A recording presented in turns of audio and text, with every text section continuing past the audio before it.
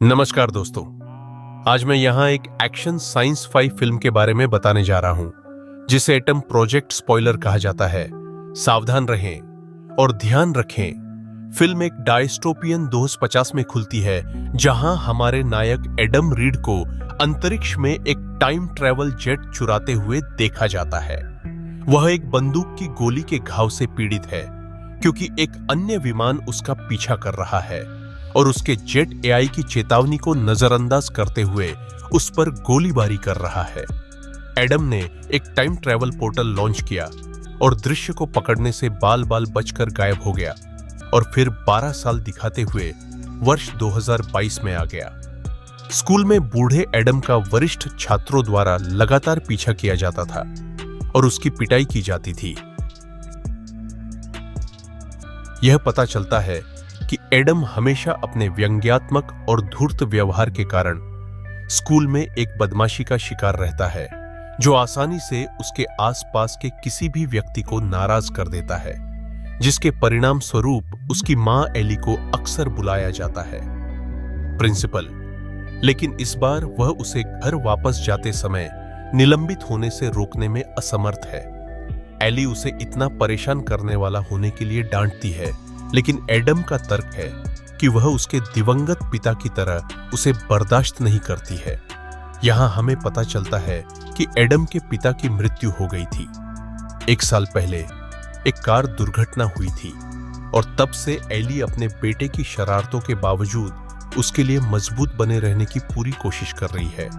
उस शाम एली अपने सहकर्मी डेरेक एडम के साथ डेट पर जाने के लिए तैयार हो जाती है और इस बारे में कुछ भद्दी टिप्पणियां करती है, लेकिन ऐसा नहीं करती। उसके जाने के बाद उसे जाने से रोकें। जवान लड़का अपने कमरे में अपने कुत्ते के साथ वीडियो गेम खेलता रहता है। थोड़ी देर बाद बिजली अचानक चली जाती है और उसका कुत्ता हॉकिंग जंगल में भागने से पहले भौंकना शुरू कर देता है।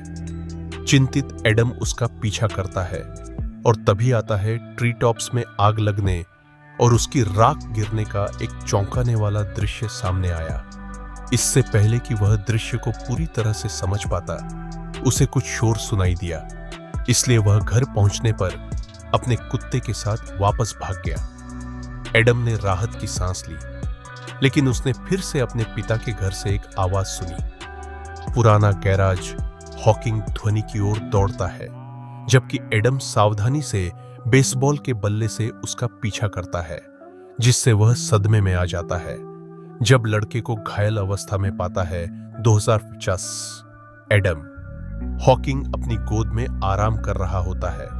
युवा एडम इस बात से आश्चर्यचकित होता है कि एक अजनबी उसके पिता के गैराज का ताला कैसे खोल सकता है, इसलिए वह पूछताछ करना शुरू कर देता है। हालांकि इस बारे में बूढ़े एडम ने यह कहते हुए जवाब देने से इनकार कर दिया कि यह सब वर्गीकृत है। फिर वह कुछ खाने के लिए और अपने घाव को साफ करने के लिए मुख्य घर में प्रवेश करता है। युवा एडम यह देखते हुए उसका पीछा करता रहता है कि वह कैसे आराम से घर के चारों ओर घूमता है, जैसे कि वह पहले भी यहां आ चुका हो। जिज्ञासु लड़के ने उससे कई सवाल पूछे। भविष्य में एडम ने आखिरकार सच उगल दिया। वे वही व्यक्ति हैं जिनकी ठोड़ी पर एक ही निशान है और वही घड़ी पहने हुए हैं जो उनके पिता की थी। व्यंग्यात्मकता और भी अधिक समझ में आने लगी है। वह समझाना जारी रखता है उसे 2018 में उतरना था, लेकिन किसी कारण से वह 2022 में उतरा। इसके बाद बूढ़ा एडम अपने युवा स्वयं को अपने पार्क किए गए जेट को दिखाने के लिए जंगल में ले गया। उसने खुलासा किया कि वह इसे शुरू करने में सक्षम नहीं है क्योंकि यह उसके डीएनए में एनकोड किया गया है और जीत गया। गंभीर चोट के कारण वह उसे पहचान नहीं पाया क्योंकि उनका डीएनए एक ही है। उसने छोटे एडम को एक रिमोट बटन दबाने के लिए कहा, जिससे जेट सफलतापूर्वक फिर से काम करने लगा। बूढ़े एडम ने इसे सेल्फ रिपेयरिंग मोड में प्रोग्राम किया और कुछ दिनों तक रुकने का फैसला किया। जेट और उसका शरीर दोनों ठीक हो गए हैं। युवा लड़के के पास अभी भी बहुत सारे प्रश्न हैं। हालांकि मल्टीवर्स की संभावना मौजूद है, लेकिन भविष्य के एडम बताते हैं कि एक बार जब वह अपनी निश्चित समय रेखा पर लौट आएंगे तो उनकी यादें मेल खा जाएंगी और युवा एडम इस मुलाकात को शायद भूल जाएंगे। रात को भावी एडम अपने पिता के गैराज में सोने चला जाता है, जबकि युवा एडम सोने से पहले घर वापस आ जाता है। बूढ़ा एडम अगली सुबह एली के काम पर जाने के बाद एक महिला की तस्वीर देखता है।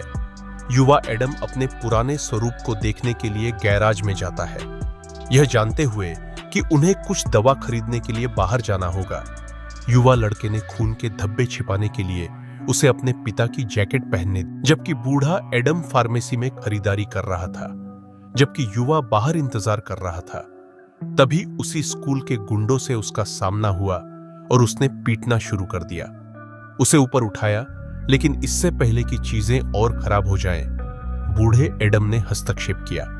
फिर उसने अपने युवा स्व को वापस लड़ने के लिए प्रोत्साहित किया और उसे कुछ चतुर रणनीति भी सिखाई। हालांकि युवा एडम में अभी भी आत्मविश्वास की कमी है, इसलिए वह बस भाग गया। इससे पुराने संस्करण को मामले को अपने हाथों में लेने के लिए मजबूर होना पड़ा और वह बदमाशों को गैराज से दूर रहने की धमकी देता है।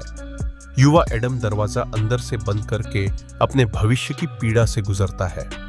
बूढ़ा एडम लड़के से दरवाजा खोलने के लिए कहता है, लेकिन सीढ़ी उस पर गुस्सा करती है क्योंकि वह बदमाशों के खिलाफ उसका बचाव नहीं कर रहा है। उसे एक महिला की तस्वीर मिलती है और वह जानना चाहता है कि वह कौन है। जवाब में बूढ़े एडम ने खुलासा किया कि वह उसकी पत्नी लौरा है, जो अब उसके साथ नहीं है।